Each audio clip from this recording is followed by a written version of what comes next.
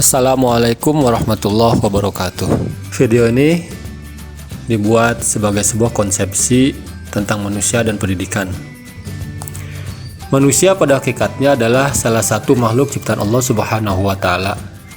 Menurut istilah yang diterangkan dalam sumber utama ajaran Islam, yaitu Al-Quran, bahwa Allah Subhanahu wa Ta'ala menciptakan manusia berikut dengan tugas-tugas mulia yang diembannya. Islam menjelaskan bahwa Allah Subhanahu wa Ta'ala menciptakan manusia berasal dari tanah, kemudian menjadi nutfah, alaqah, dan mudghah, sehingga akhirnya menjadi makhluk Allah Subhanahu wa Ta'ala yang paling sempurna dan memiliki berbagai kemampuan.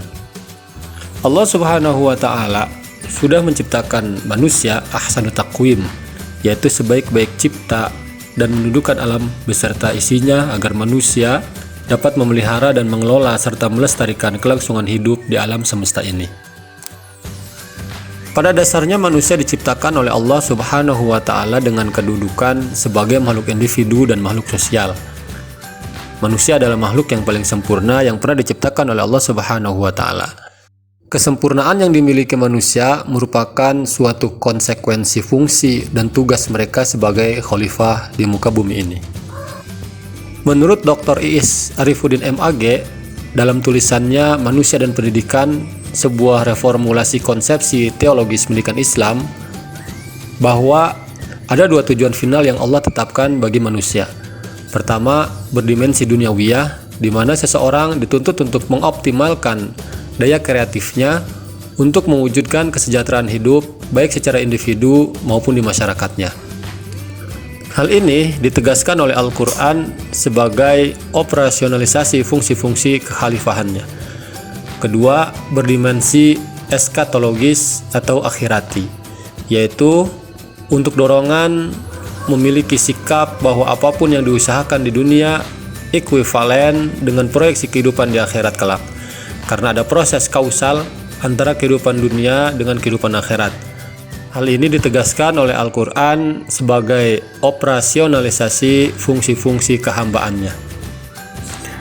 Kedua tujuan mulia tersebut membutuhkan sebuah panduan agar tidak melenceng dari fungsi-fungsi yang ditetapkan oleh Allah Subhanahu wa Ta'ala.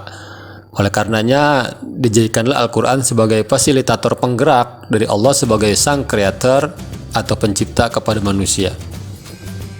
Selain sebagai fasilitator, Al-Quran juga menjadi buku panduan bagi manusia bagaimana cara mencapai tujuan yang telah ditentukan oleh sang kreator tersebut. Akan tetapi sayangnya, tidak semua manusia dapat menemukan ayat-ayat yang tepat yang bisa dijadikan sandaran bagi tujuan hidup yang mulia, sebagaimana tujuan awal penciptaan manusia itu sendiri. Oleh karenanya, diperlukan sebuah kegiatan pencarian yang disebut pendidikan sebagai manifest dari Al-Quran itu sendiri agar dapat dipahami dengan mudah. Rumusan tujuan pendidikan Islam harus sama dan sebangun dengan tujuan hidup manusia. Masih menurut Dr. Iis Arifuddin MAG, bahwa merumuskan tujuan pendidikan menjadi sangat penting karena hal tersebut merupakan syarat mutlak dalam mendefinisikan pendidikan itu sendiri, yang paling tidak didasarkan pada konsep dasar mengenai manusia. Salah satu tujuan pendidikan dalam Islam diisyaratkan dalam Al-Quran surat Az-Zariyat ayat 56. A'udzubillahi minasyaitonirrajim, wa ma khalaqtul jinna wal insa illa liya'budun. Dan aku tidak menciptakan jin dan manusia melainkan supaya mereka menyembahku. Rumusan tersebut di atas menyiratkan bahwa motivasi utama di dalam pelaksanaan dan proses pendidikan adalah dalam rangka penghambaan kepada Sang Khalik. Secara garis besar bahwa tujuan pendidikan Islam terbagi menjadi dua aspek. Yang pertama bersifat idealistik, yaitu sebagai upaya fungsional di dalam melaksanakan tugas kehambaan dan kekhalifahan, sehingga saluran pendidikan diarahkan dalam rangka ibadah. Yang kedua, tujuan pendidikan Islam yang bersifat realistik, yaitu aktualisasi potensi sumber daya manusia dalam bentuk pembentukan karakter dan mental serta profesionalisme di dalam kehidupan sosial dan bermasyarakat. Kedua tujuan pendidikan yang telah dijabarkan akan membawa pada tercapainya kualitas hidup yang lebih baik jika sudah mencapai konsensus yang telah ditetapkan dalam Al-Quran surat An-Nahl ayat 47. A'udzubillahi minasyaitonirrajim. Man amila shalihan min dzakarin aw untha wa huwa mu'minun falanuhyiyannahu hayatan thayyibah wa lanajziyannahum ajrahum bi ahsani ma kanu ya'malun.